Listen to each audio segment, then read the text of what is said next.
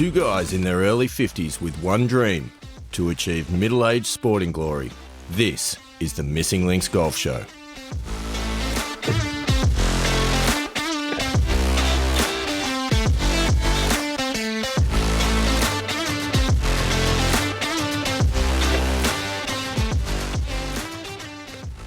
Here we are, Pilgrims, once again. It's the Missing Links Golf Show Sports Desk. Andy Walker, how are you doing this evening? Yeah, going all right.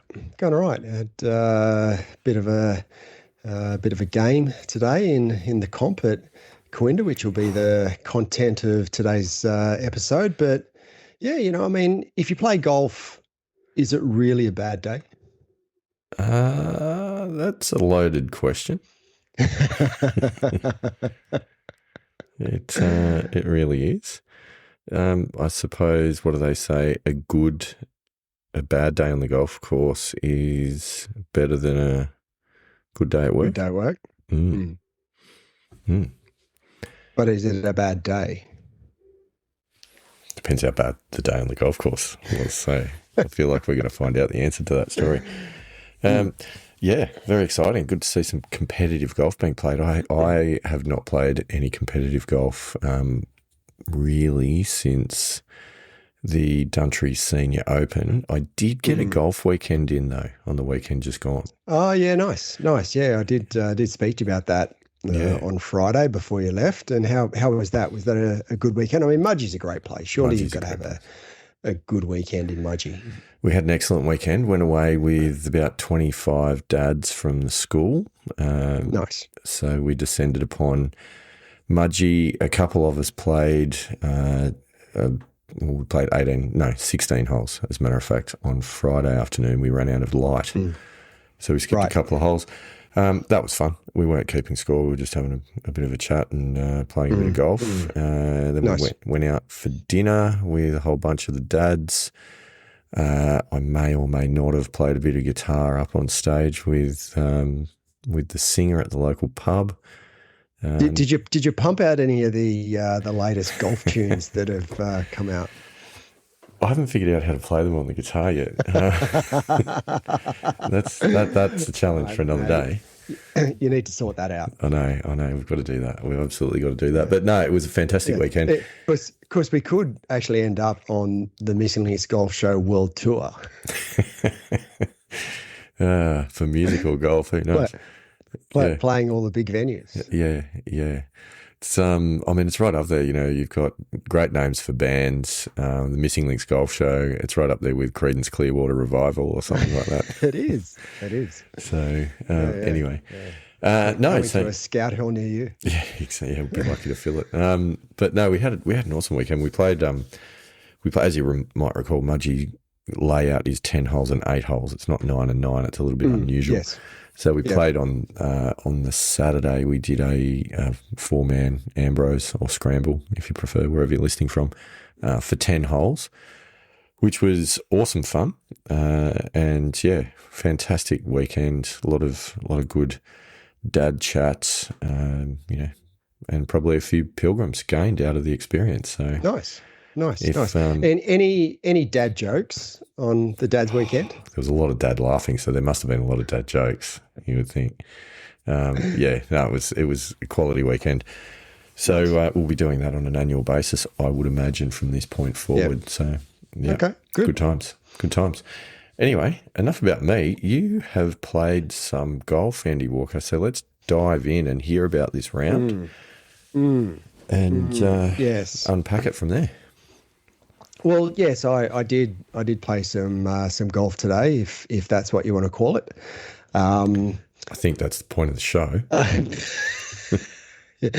Yeah, whether I was actually playing golf according to what the traditional definitions are is another question. But look, I had an early start. I had a 7:32 tee time, and given that winter has hit with a little bit of a bang this week, I sort of was regretting that when my alarm went off at 5:30 this morning. But look, I can imagine. needed to get out there and play. Haven't played since the Dontry Seniors, so it's been pretty wet. We've had probably 3 weeks of rain, which has hampered the getting out and playing. I think we spoke about that last week with Matty Woodbridge. So I needed to get out and play. So up at 5:30, got to Kooinda about 6:45, which is like about sort of 45 minutes of warm up. The good thing, the good thing about Kooinda with the rain is at least it's not a low-lying flat course that holds a lot of water. Last week the course was closed, and closed. I actually rocked up. I thought I may have been able to get a bit of putting practice. I think it was Thursday afternoon. I was pretty close to Kooinda, and I just thought I'll just sort of take my putter and I'll sneak in for a bit of putting practice. Nada. So I rocked up at about 6:45. Hit the practice nets. Did a pretty good warm up in the practice nets. Walked into the pro shop to pay and all the rest about 7:10, and the lady behind the counter said, you were actually a 2-ball, and the guys just pulled out. Okay. And I went, so that means I'm a 1-ball. She goes, yeah, but there's a problem with that if you want to play in the comp. And I'm like, yeah, okay, fair enough. Just slightly. Next 3-ball is 8:12. Oh, come on. And I've gone, okay, so I've got an hour. I said, there's nothing soonish. She goes, no, there's all 4 balls all the way through till 8:12. And I've gone, all right, well, I've just warmed up, so I'm just going to go and at this point, did you not say, what's the name and the address of the guy that was meant to be teeing off with me? I think maybe privacy. I'm going to his house to drag him out of bed down to the golf course. Yeah. So it was a bit annoying, but it gave me a chance to do a little bit of chipping. I haven't done much chipping or any chipping really over the last few weeks. So I went down to the chipping green and actually found a couple of things mainly in my grip. I'd found that my right hand was a little bit strong. So my bottom hand, which would be your left hand, was a little bit strong on the grip. So I sort of just weakened it a little bit. And I actually do that with my bunker shots. So I've got quite a weak right hand with my bunker shots, which sort of allows me to pick the club up a little bit quicker and just slide through, because obviously you need your club to slide through the sand with under the ball. So that's what I employ with my bunker shots.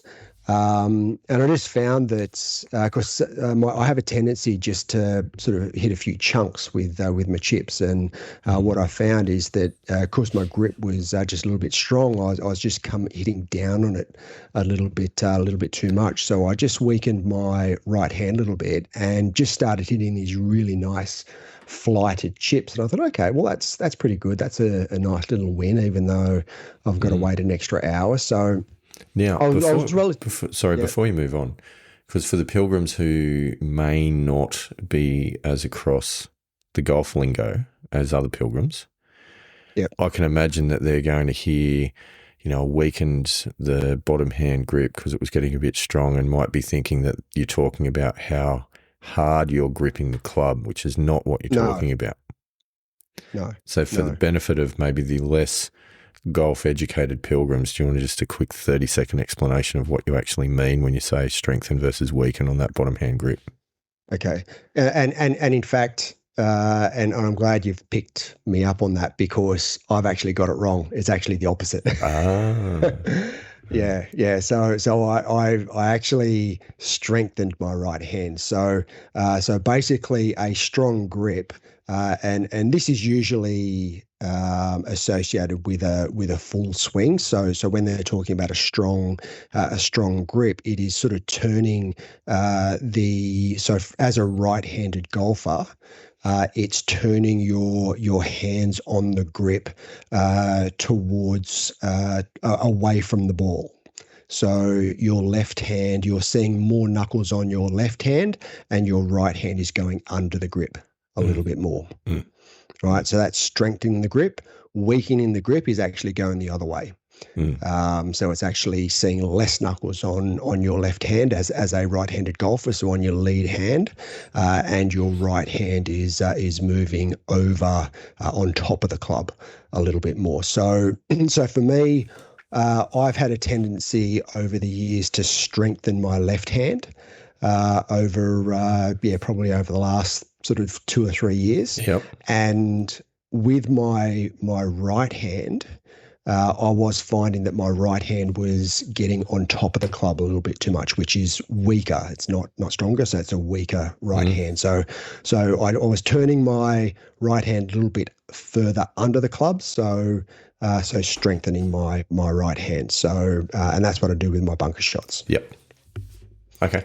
Right, so I'm glad we clarified that. So thanks for picking that up, because even I was getting it wrong. So it's easy to do because it's kind of counterintuitive a little bit. Like I think the top hand makes sense, but the bottom hand, when you think rolling it under, it actually, for mine, it sounds like you're weakening, but that's the definition of strengthening the grip, because you're more likely to then close the club face into impact.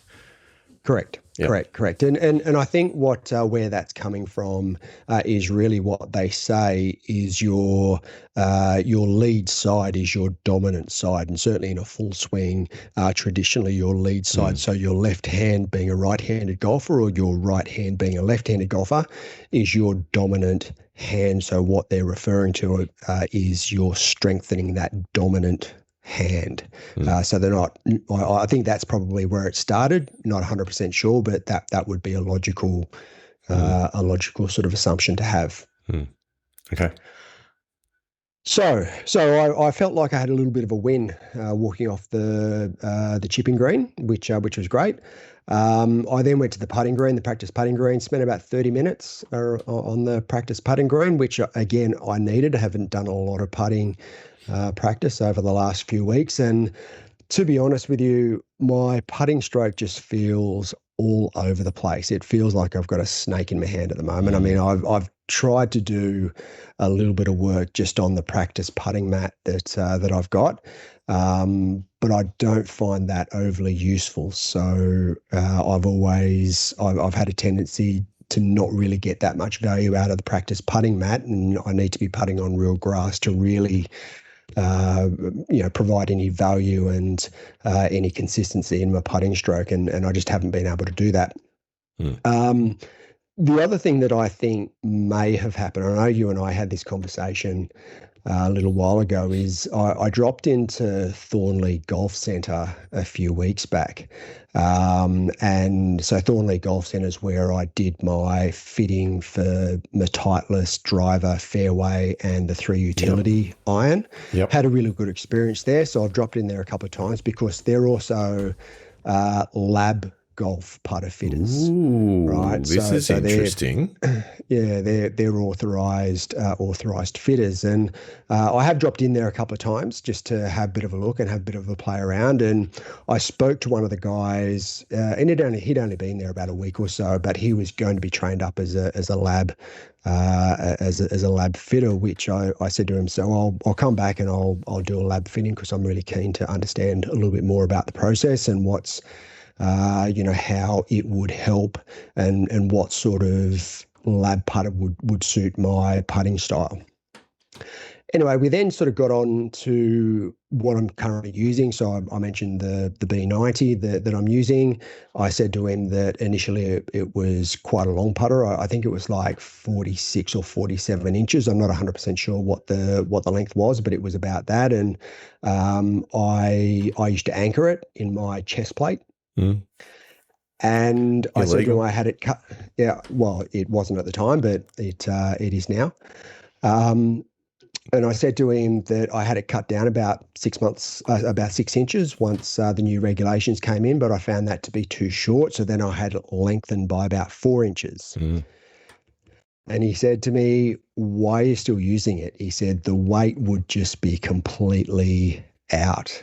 He said, Boom. when a golf club gets manufactured, during the manufacturing process, all of the weight is carefully balanced so that whether it be a club or putter or whatever it is is evenly balanced and the weight distribution is correct. He said by cutting it down and then putting a plug in the end and lengthening again, the weight of the putter would just be all over the shop.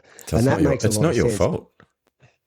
Well, it makes a lot of sense because I've really struggled with keeping the club face square and feeling as though I'm consistently keeping the club face square through impact. That's one area that I've never really felt. Certainly over the last however many years it's been, that's one area that I've felt has really let me down. So I said to this guy, okay, well, I'll come back and I'll do a putter fitting, which I still intend to do. I haven't sort of got back there yet, but I hallelujah, brother. I will go back and do a putter fitting. Quite interestingly, I spoke with I met up with David McClellan today. We sat down and had a coffee and just had a chat about all things golf and all things business. And I said to him sort of at the end, so what do you think of the lab golf putters? And he said, yeah, he knows a couple of people who have got the lab putters. He said he's found that people generally fit into two different camps with the lab putters. Those who can't putt love the lab putters, and those who can putt hate the lab putters. I said, well, they're perfect for me because interesting. I can't putt. Interesting. I, on the other hand, hate the lab putter. Yeah. So that was quite an interesting little sort of conversation that we had. So anyway, that's a side note. So we sort of got sort of sidetracked with my putting. So I'm spent about 30 minutes on the putting green. Ended up teeing off at about 10 past 8. What I found, because this was like an hour after I'd hit some balls in the practice nets. I stood on the first tee and took a couple of swings and I'd stiffened up like a board. I hadn't actually gone back. I hadn't actually gone back to hit any more balls in the practice putting nets because I was focused on putting and chipping. And I felt like I hadn't had any warm up at all. So I stood on the first tee and I reckon I hit maybe the bottom groove of my 3 utility. It went straight enough. Like I went straight down the middle of the fairway, but I reckon it's hit my bottom groove. And because it was pretty wet, it had absolutely, it went about 10 feet off the ground all the way. And of course there was no run. It was pretty wet. There's like preferred lies through the green. All the bunkers with GUR. So it's still pretty soggy at Kooinda. So it didn't go very far. And I hit a really ordinary 6-iron for my second, which I hit left, and it ended up on the cart path in between the rough and the hazard. Yeah. And taking a drop from there, of course it slopes from the fairway down to the cart path. I was on this sort of side hill lie in some fairly thick rough, and I hit a fairly poor chip or pitch, I should say. It was about 60 meters, which sort of landed on the back of the green and just kicked through and then didn't get up and down. So I just made a really sloppy bogey to start off with and just felt really, I just didn't feel good in that first hole. And that was the general feel for the first 5 holes. Like I just could not get anything going.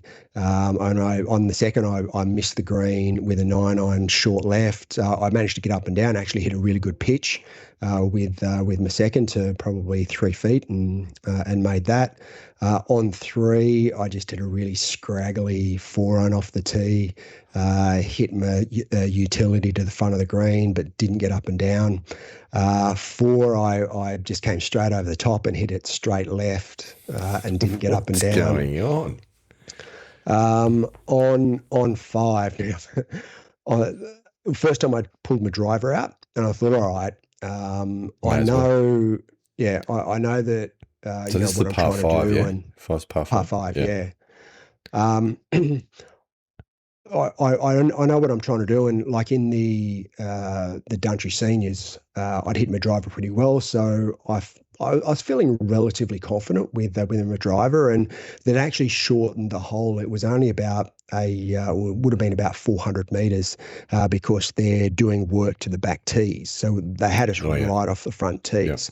So I wanted to get driver down there to only have like a 7 or 8 iron in, and I've just hit the biggest snap hook. In fact, because there's actually a hazard, and then there's a caravan park. Yeah. And I actually thought it was heading into the caravan park. That's how far left I hit it. It was just a rank hook. Camper killer. Yeah. So we got down there, and it actually had hit one of the trees and dropped straight down. So I got pretty lucky. With you sure it didn't hit a caravaner and they threw it back into the golf course? It potentially could have. But the ball was sort of in and a typical Australian bush rough, lots scraggy. of leaves, lots of twigs, very scraggy. So I didn't really have too much of a shot apart from punching it down to maybe about 100 meters out, and that's fine. It's par 5, so I thought, all right, well, I can just hit a wedge on from there and either make the putt or 2 putts for par. So I grabbed a 6 iron just to hit it under the trees and down the fairway, and I hit a shank. Oh, what? I hit a shank. But the good thing is I hit a shank back onto the fairway.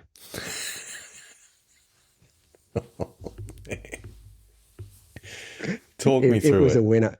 It was a winner. So, look, I mean, the lie was pretty ordinary, and I actually had a twig that was sort of it was sort of diagonally along the back of the ball, so I couldn't move it, otherwise the ball would have moved. Yeah. And it was just I just had my 6 iron. I couldn't actually hit it too high because of the branches of the trees in front of me.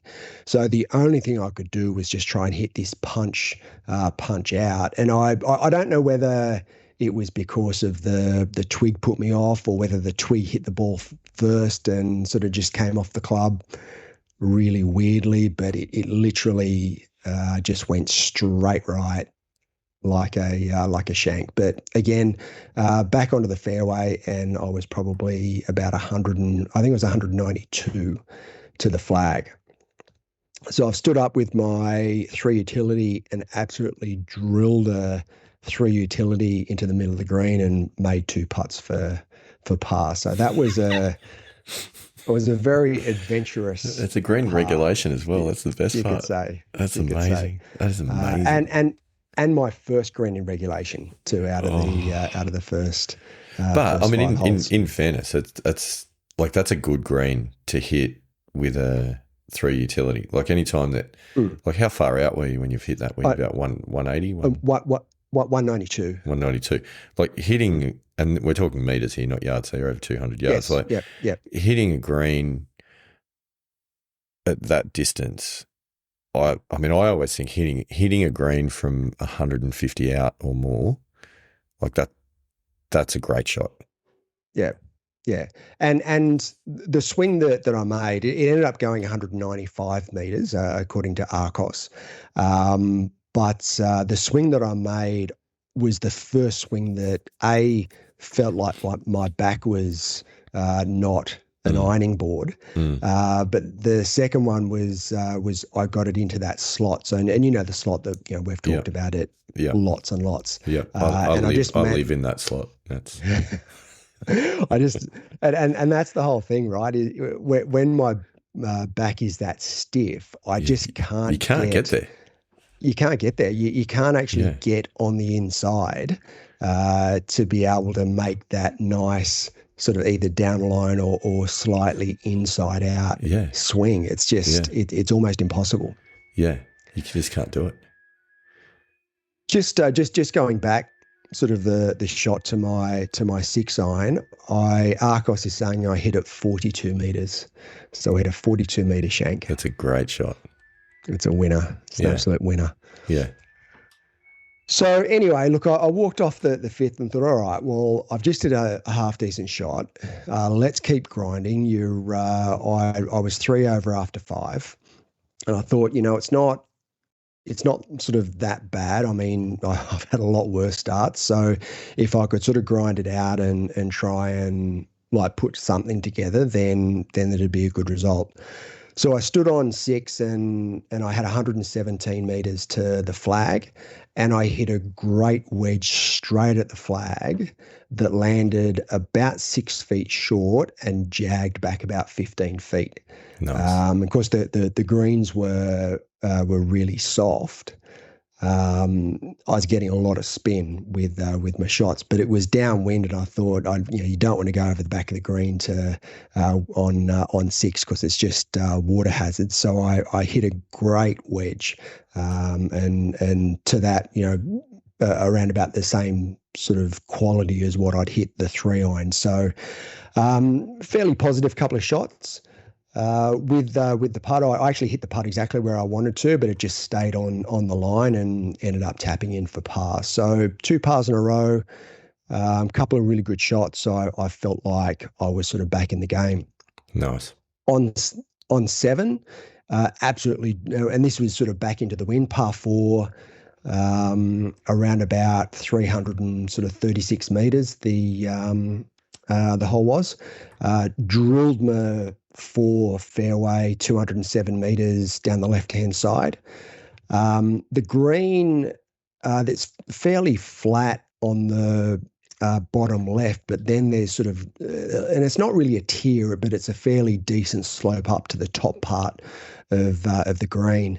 And back into the wind, I hit my 50-degree wedge, 98 meters, and landed it at the top of the slope and spun it all the way back. It almost holed out to around about 3 feet.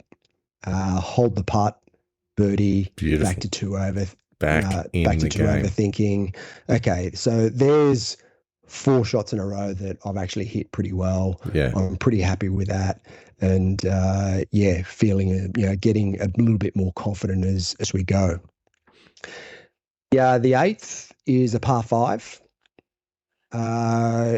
It's reachable in 2. It's back downwind, but because you've got the hazard in front of the green, it's really a no-go. So I played it fairly conservatively, hit my 3 utility down the middle of the fairway, actually landed in a puddle in the middle of the fairway, and we saw the splash from back on the tee. Man.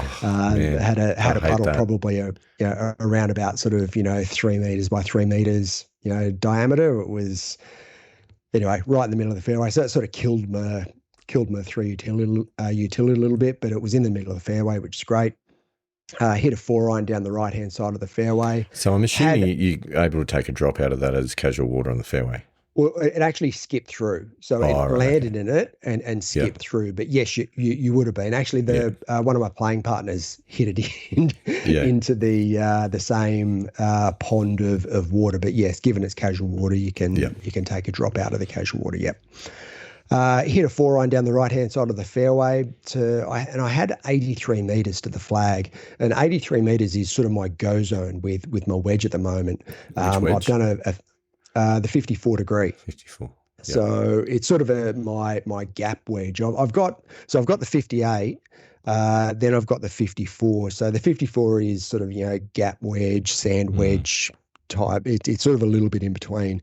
Then I've got the 50, and then I've got a 48 degree pitching wedge. So that's sort of my gapping with the wedges. So the 54, I've done a fair bit of work in the high performance center with those 80 meter shots. So I've got a fair idea on how how hard I need to hit the shot to get it 80 meters. And I felt as though I did that. I had my 80 meter swing, but it actually flew the green, airmailed the green into the back bunker. Flushed it. And I actually got my rangefinder and had to take the measurement again to the flag, because I just hit that exactly as I wanted to. But for whatever reason, and I don't know why, there might have been maybe still a little bit of water or maybe some grass in the grooves, but it just flew about 10 meters further than what my normal 80 meter shot would fly. So anyway, fortunately, bunkers are GUR, so got a drop from the bunker, which was great, and it was actually on the side of the green, just in the fringe. So I managed to putt it down probably, and I hit it a little bit. It's all downhill. Hit it about maybe 4 feet past, and missed the returning putt. So three putted from just off the back fringe. So after having a bit of good luck in being able to drop from the bunker, being GUR, I've then three putted. Well, technically not. Technically. Well, yeah, but I still, I know, but I still view that as a three putt. I mean, it wasn't, the putt was probably only about 15 feet. It's just that I ran it, and it rolled. It was actually a reasonable putt. I ran it over the lip of the hole, and then I actually the returning 4 foot putt that I missed, I hit it the right lip because I thought it was going to turn, and it just stayed there and lipped out. So I didn't feel I did a lot wrong, but given that I was in the back bunker and got, that back bunker is absolutely dead, and it's totally dead there. Yeah. I would not have been able to, the pin was on the back tier, and I wouldn't have been able to keep it on the back tier. No. It would have rolled all the way down to the front of the green if I had to play it out of the bunker. So I sort of got lucky in one way, but then didn't take advantage of the luck in the other way. That's okay. Move to 9. Make birdie on 9 and all's forgiven. So 9, my nemesis hole. Now, again, the tees were a long way forward, a lot further forward than what they normally are. So I took a 4-iron off the tee and hooked it into the hazard. I can see this coming a mile off. And I hit it in there, and you know how you just stand there and just go, what's going on? I can't believe that I've just done that. Yeah. Because with a 4-iron, the fairway's pretty wide with a 4-iron. Yeah. So given that the tees are forward, were you going to push it up as far as that fairway bunker on the left, or not quite? So I probably would have been maybe not. So there's 2 fairway bunkers. There's sort of a short left, and then one that's a little bit further up that sort of juts out more into the fairway. I would have been, decent 4-iron. I would have been equal with the first fairway bunker on the left, but I still would have been short.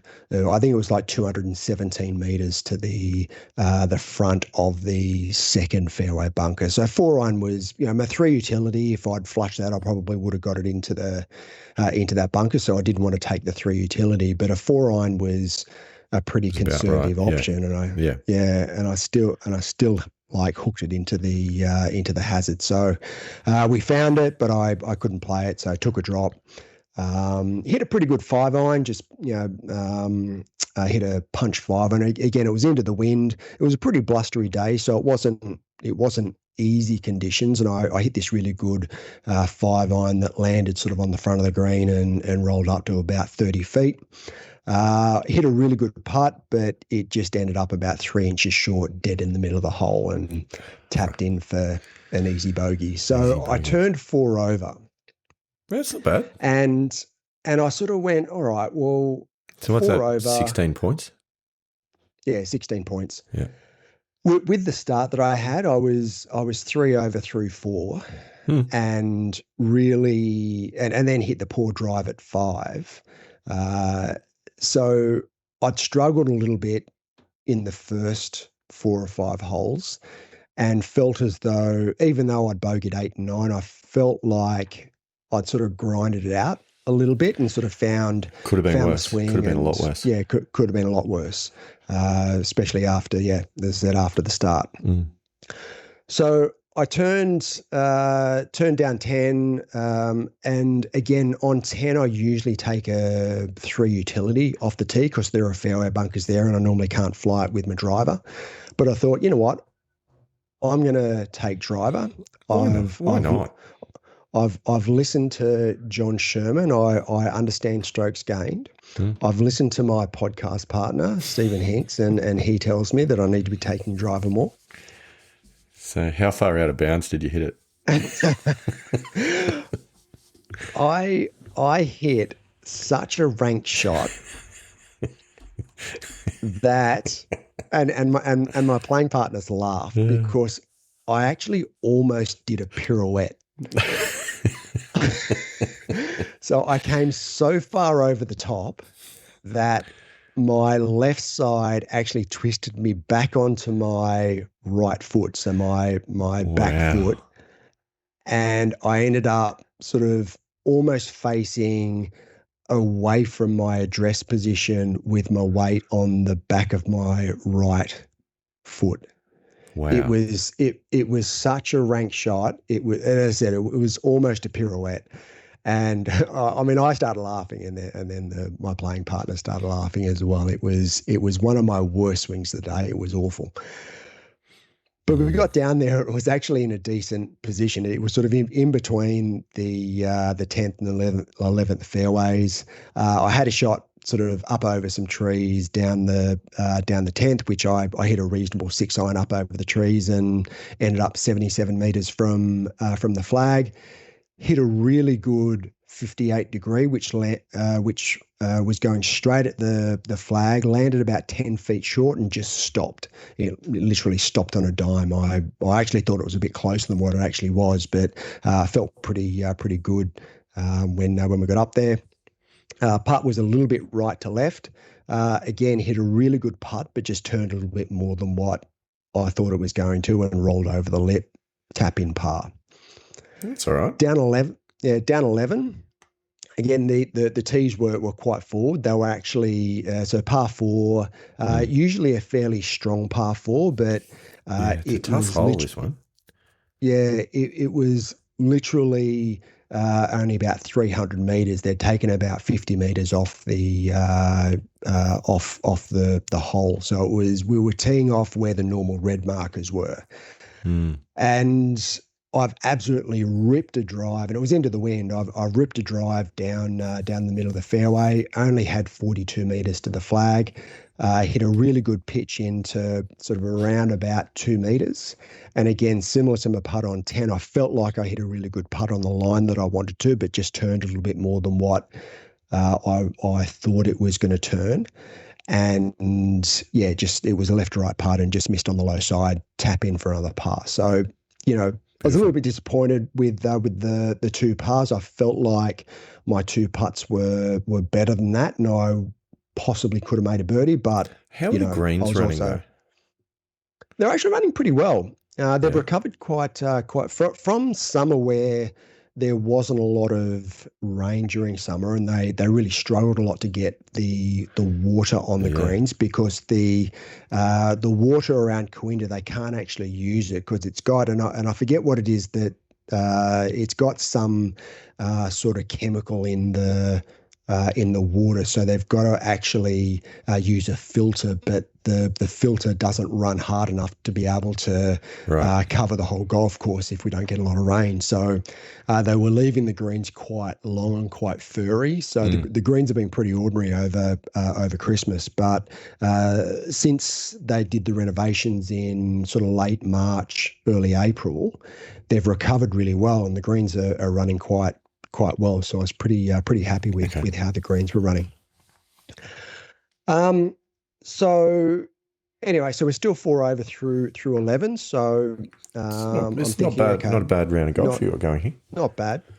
On 12, par 3 was 146 meters, playing sort of into a little bit cross a pretty stiff breeze. Hit a really 7-iron, just held it up on the wind. It ended up probably about 20 feet left of the flag. Sink the putt. The putt was sort of up, and again, not a tier, but was sort of a little bit of a slope up to a top platform, and absolutely drilled the putt about 10 feet past. Ooh, that's not ideal. I just stood there and went, what are you doing? Like, my last thought process was don't leave it short, and I didn't. So when you're standing there and you went, what are you doing, Andrew? Did you then answer that? With a bit did. Give me a break. I'm trying the best I can. That'd be great. Your playing partners would think you're an absolute fruit. No, I did answer myself, but I can't actually repeat what I said to myself on the podcast, unfortunately. Okay. Clean rating with iTunes. We're very proud of that. Yeah, absolutely. So anyway, I stood over this 10-foot putt, and again, it was just a straightforward right to left putt.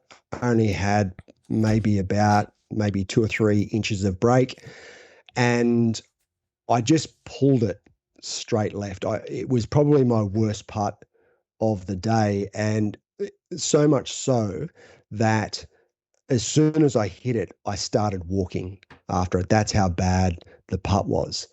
But the putt didn't break, and it went in the middle of the hole.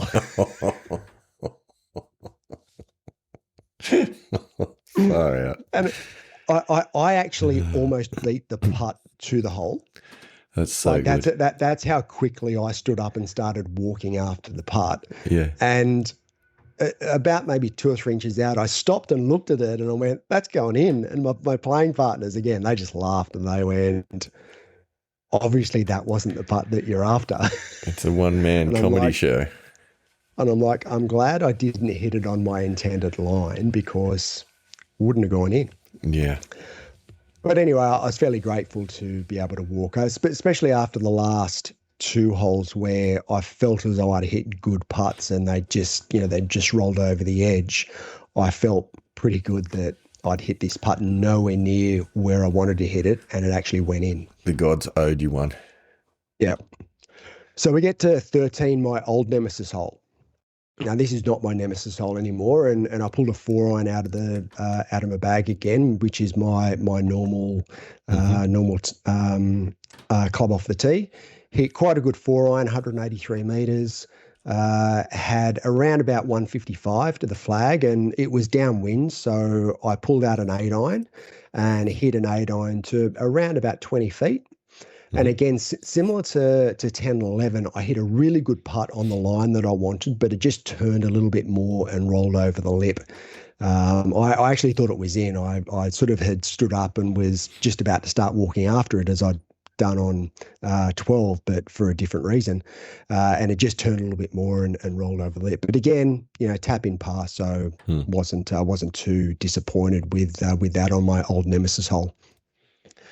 So we get to 14. 14's a short par 4, only 284 meters. Gets really tight after around about 200 meters, sort of, fairway bunkers and hazards come in, and quite a bit of trouble if you want to hit either a fairway or a driver down there. So I, again, pulled my 4-iron out again and absolutely drilled a 4-iron 189 meters. In fact, one of my playing partners, after I hit it, you could just hear him go, "Wow, like that's a great shot." Like, it was just one of those really well flighted 4-irons that just looked good as soon as it came off the club face. So again, felt like I was getting sort of back into the groove.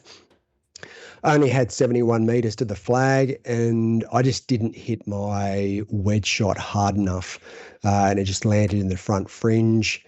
Putted out of the fringe and ended up maybe about a meter short. Just got held up in the rough a little bit, but hit a good putt for my par putt and went straight in the middle of the hole. So, walked off 14, 5 pars in a row. Going, okay, I'm 4 over, have potential, given I feel like I'm getting a bit of a swing back to shoot something decent. So I stood on the 15th tee, hit my 3 utility down the left-hand side of the fairway, and for my second shot on 15, what I usually do is hit my 4-iron, because again, the water pretty much comes, it's all the way down the left-hand side of the fairway, but around about 100 out, the water sort of really juts out into the fairway and goes all the way down to the green. And if you miss it anywhere left, you're dead. It's you're dead. However, so is that what you did? No. So I normally hit a 4-iron down to sort of just in front of where the water normally juts out. But I actually started to feel fairly confident over the ball. So I grabbed my 3 utility just so I could get it down to about 80 meters, because I know 80 meters my zone at the moment. So I wanted to get it within that sort of 80 meter area. And I put such a bad swing on it. It's gone straight right. And again, there's a hazard right as well. And it sort of went into the trees sort of 3/4 of the way up, and I didn't hear anything hit. And I went, oh, that's in the water. So, trudged down there, and fortunately it sort of got caught up in the top of the trees and dropped straight down. Right. Didn't really have too much of a shot into the green. There was sort of some overhanging trees, and I just punched a 7-iron sort of down, sort of right of the flag. Hit a pretty ordinary 58 degrees, sort of just thinned it just a little bit. I thought it may have spun and checked up a little bit, but it just rolled about 15 feet past, and I missed the putt for par, so tapped in for a bogey. Could have been worse. Could have been worse, given my second shot. I was actually expecting to be having, dropping out of the hazard, but walk off with bogey. So I think that was deserved. Yeah. 16 par 4, 350 odd meters. Hit a bit of a Healy drive, but down the middle of the fairway. So I wasn't overly disappointed with it. Had 125 meters to the flag, hit a 9-iron, which landed almost right next to the flag, but then again, because the greens were soft, jagged back about 15 feet. So I had a 15-footer up the hill. And again, I hit a really good putt, and it was actually on the right line, but ended up about 2 inches short, dead in the middle of the hole. Mm-hmm. So tap in for par, walk off to the 17th. Walk off to the 17th. 17th, par 3, only 82 meters to the pin was right on the front of the green. Wow. So, and I was pretty happy with it because it's in my wheelhouse. Don't spin it back into the water, Andy Walker. No, and that's been one of my things is there's been quite a few times where I've landed it on the front of the green and almost spun it back, and it's just sort of caught up in the fringe. There's been a couple of times it's actually gone in the water. But I felt pretty confident over the shot. I had my 54 degree. I knew my 80 meter shot, but I just thinned it a little bit, and it went 89 meters and didn't have any spin, so it just basically stopped there. So I had about it's not a bad result. No, not a bad result. The putt was around about sort of 20 feet straight down the hill. Yeah. Fortunately, one of my playing partners hit it about a foot outside me on exactly the same line. So I knew what the line of the putt was, and it was basically straight. And similar to 16, I hit a really good putt on the line, and it stopped about 2 inches short, right in the middle of the hole. Oof. Yeah, but mind you, tap in par.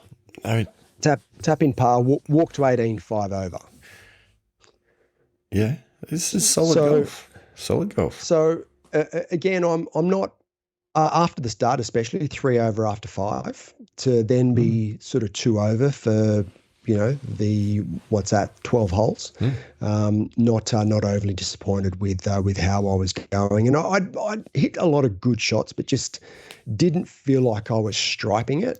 But just I wasn't getting myself into too much trouble, and just hitting it well enough to be able to make a score. So I stood on 18, and this is the par 4, strong par 4 with water all the way down the left-hand side of the fairway. Terrible hole. Yeah, it's not my. Well, it's. Is it the stroke one? Yes, it is. Yeah. So it's not. It's not my favourite hole because it's a strong hole, but I don't dislike the hole as such.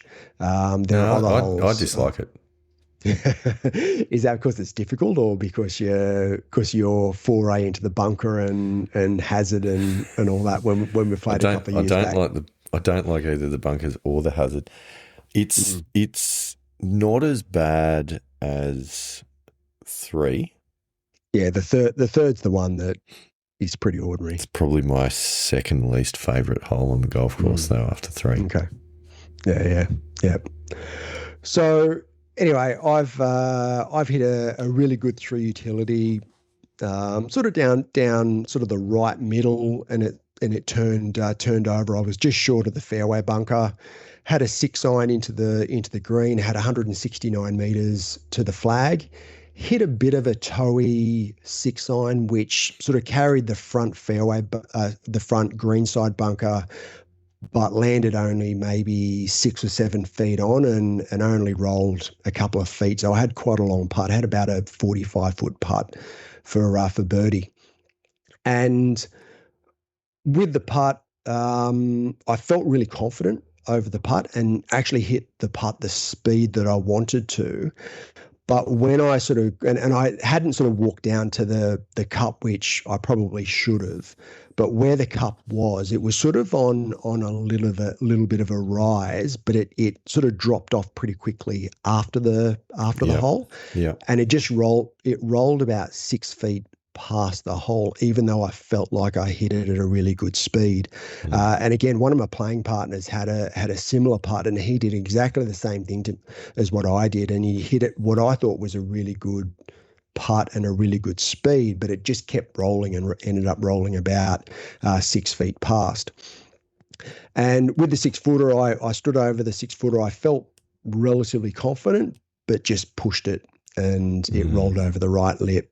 And tapped in for a 3-putt bogey. Yes. 6 over, 78, 34 points. Solid golf. 78. Look, it's good golf. Yeah, I was really frustrated for a lot of the round, to be honest with you.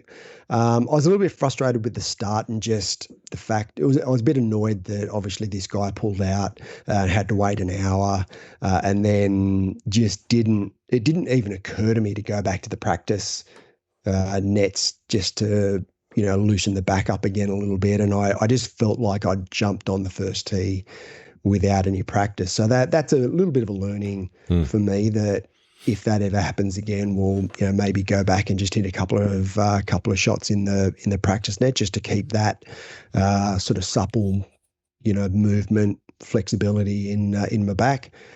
So yeah, I felt after the 5th hole, after my shank, felt as though I played probably about average. I don't feel like I played exceptionally well.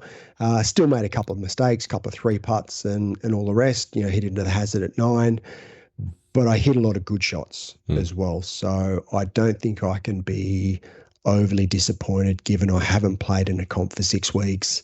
Couple of, mitigating factors there at the start. I'm not happy with the round, but I'm not unhappy with the round either, if that makes sense. Oh, I know the feeling. I know what you mean. But I think the really good thing on that, right, there's a few things. No doubles on the scorecard. Yep. Which is awesome. Secondly, stayed in the scrap even when it didn't feel great to begin with.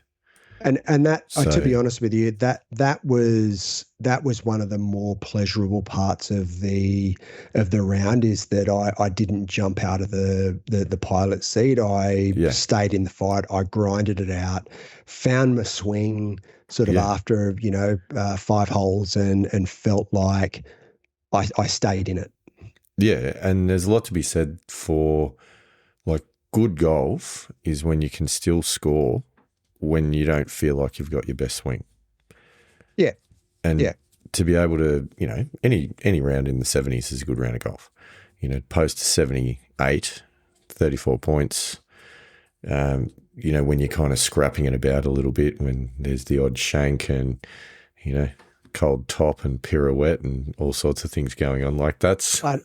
I didn't hit a cold top. Well, your tee shot on one was close.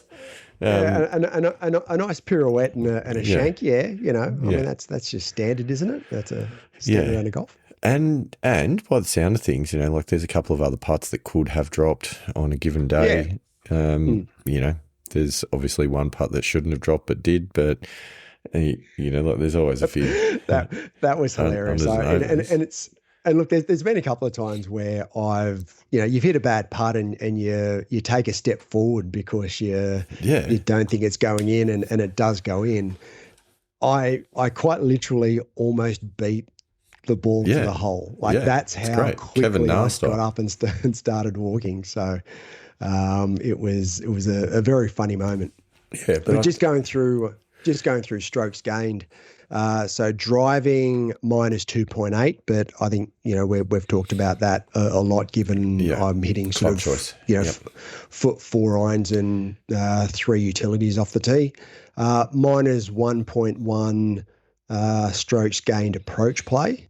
Mm-hmm. Best part of my game, short game. It's minus 0.2. Now I think that has to do with the little key that I found at the when I was doing some chipping practice around the practice chipping green before I started. Just that sort of strengthening of the right hand. I felt really confident over my all of the chip shots and pitch shots that I had just by making that little tweak. So I think that that's definitely a key that I can move forward with. With putting was minus 2.3 strokes gained. So again, I think that there's just a couple of sort of 3 putts, and especially the 3 putt on 18 that let me down a little bit. 34 putts in total. Yeah. 10 out of 18 greens in regulation and 8 out of 13 fairways hit. So there's improvement to be made, but it's not. Throw the clubs out and never want to play again, as I felt like coming out of Dundry. Oh, yeah, I know. We're not going back to that dark place. So I think that's a good round of golf, Andy Walker. I think you should be quite happy with that. I think the Pilgrims will be happy to hear that there's a little bit of positivity coming out of the game at the moment. There's life in the old Pilgrim yet. Yeah, for sure. That's who's that? That was 1986 Masters. I forget who the commentator was, but when Jack made a birdie on one of the holes in the back 9, or it might have been his eagle on 15, there's life in the old bear yet. Good one. I'll have to try and find that somewhere on YouTube. I like it. Yeah. So there's life in the old Pilgrim yet. So that's my line for tonight. Hallelujah.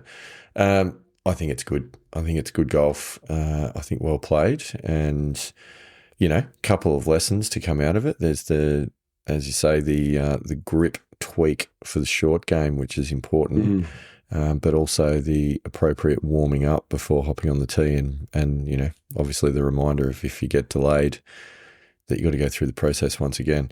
There's something to be said as well for not just using hitting balls as warming up, but actually doing some exercises before hitting the first tee to get the blood pumping and the body moving. Well, I do usually do a few stretches before hitting the practice nets. So, because my back gets pretty stiff and sore if I don't do that sort of, stretching mobility. The other thing that I realized I didn't do on the way home from the course didn't today. Stretch after, did you? I didn't stretch last night before I went to bed. And that's one thing that's an absolute killer for me. If I don't stretch before I go to bed, I've got about a 15-minute stretching routine that I usually do. If I don't, I struggle to tie my shoelaces in the morning. Yeah. Like, once I get warmed up and all the rest, I'm actually quite, I've got a reasonable range of flexibility. Yeah.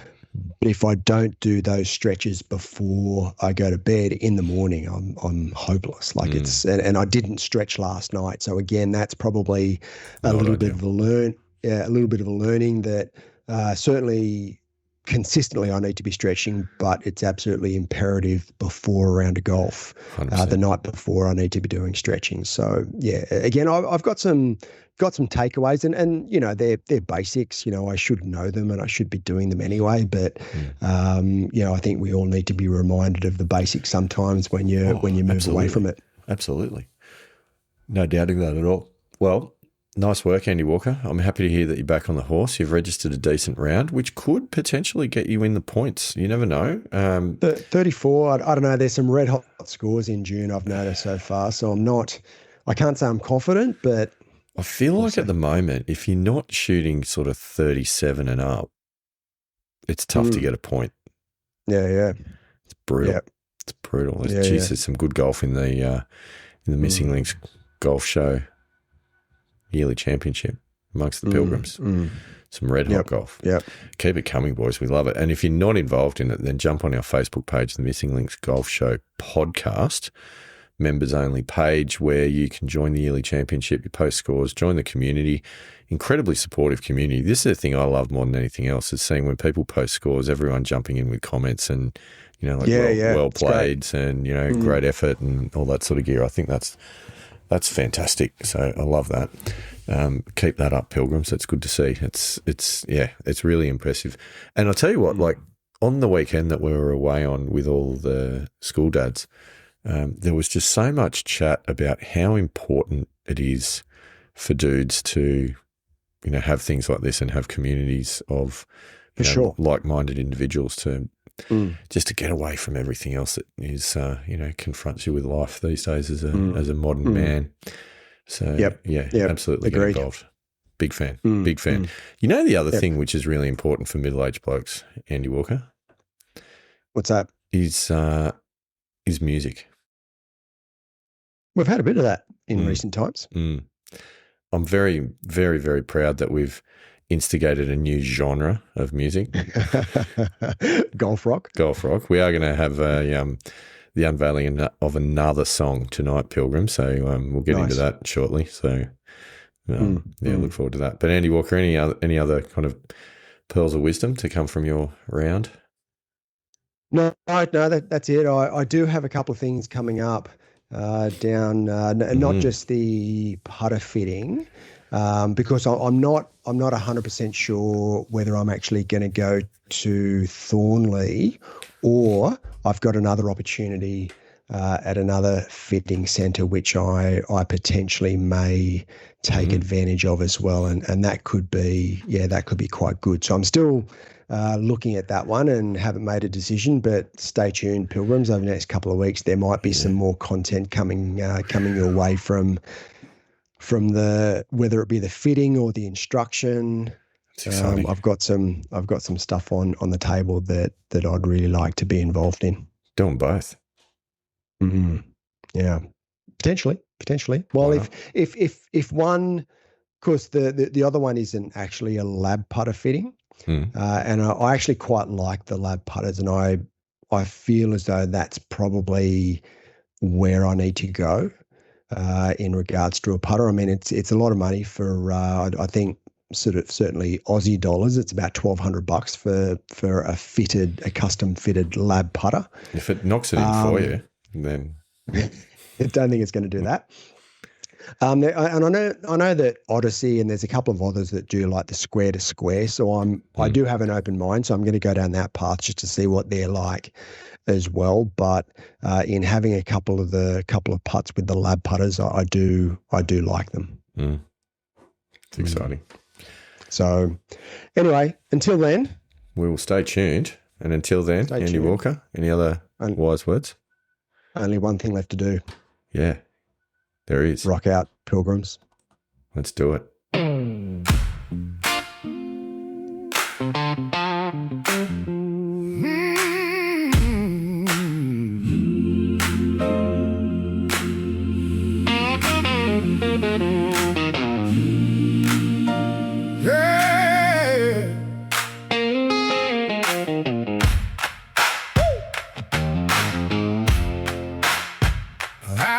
A scorecard full of sorrow and a divot in my prayer. Been searching every Sunday for a swing that gets me there. My driver keeps on preaching, but my putter tells the truth. I'm losing little battles on that green top altar roof. So I kneel by the range fence with my shoes full of dirt. Ask the good Lord for a clean path a softer kind of hurt. If my hands keep shaking, let my heart learn the line. 'Cause every broken swing can rise if the soul gets right in time. Find my missing links, oh Lord. Find my missing links. Find my missing links. Bring my game back to me. Yeah, from the tee to the cup, from the down to the swing. Find my missing links. Hallelujah. Missing links. I chased a perfect follow through down a dozen moonlit bays. Bought another lesson book, but the curse kept slipping ways. Now I know the real repair ain't in the club of a grip. It's a calm inside my chest and a steady little tip. So I kneel by the range fence with my shoes full of dirt. Ask the good Lord for a clean pair and a softer kind of hurt. If my hands keep shaking, let my heart learn the line. 'Cause every broken swing can rise if the soul gets right in time. Find my missing links, oh Lord. Find my missing links. Find my missing links. Bring my game back to me. Oh, from the tee to the cup, from the down to the swing. Find my missing links. Hallelujah. Missing links. Take the pride out my pocket. Take the fear from my grip. Let the old man in the mirror quit that trembling lip. If I miss, I'm missing faith. If I roll it, let it roll. I'm not just chasing birdies, I'm just trying to be whole. Find my missing links. Find my missing links. Find my missing links. Bring my game back to me. Hey, from the tee to the cup, from the down to the swing. Find my missing links. Hallelujah. Missing links. Find my missing